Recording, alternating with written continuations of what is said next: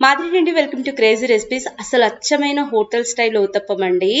ఎంత టేస్టీగా ఉంటుందంటే అలా నోట్లో వేస్తే మెత్తగా కరిగిపోవాల్సిందే. అది కూడా పిండి రుబ్బుకునే పని లేకుండా ఇన్స్టెంట్ గా చెప్తాను.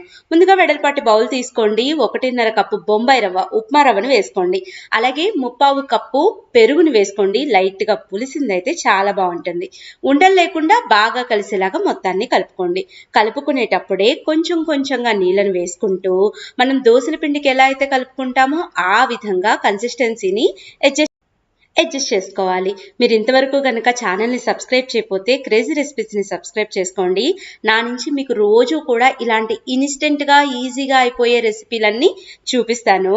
మీరు ఈ పిండి మొత్తాన్ని కూడా ఒక అరగంట పాటు మూత పెట్టి నానబెట్టండి. నానిన తర్వాత కొంచెం గట్టిగా అవుతుంది. మళ్ళీ నీళ్ళని వేసుకొని కలుపుకోండి. 3/4 వంతు స్పూన్ని ఉప్పుని, అలాగే 1/4 స్పూన్ కన్నా కొంచెం తక్కువ వంట సోడాని వేసుకొని ఇంకొకసారి కలిపేసుకొని ఇన్స్టెంట్గా దోశ పెనం పెట్టి ముందుగా కొంచెం నూనెని రాసి దాని మీద 1.5 స్పూన్ దాకా ఇలాగా ఊతప్పం పిండిని మందంగా స్ప్రెడ్ చేసుకోవాలి. ఊతప్పం మీదకి ఉల్లిపాయ, పచ్చిమిరపకాయ, జీడిపప్పు, టమోటా, క్యారెట్ ఏవైనా వేసుకోవచ్చు. 2 వైపులా కాల్చుకోండి. ఊతప్పం రెడీ. Thank you.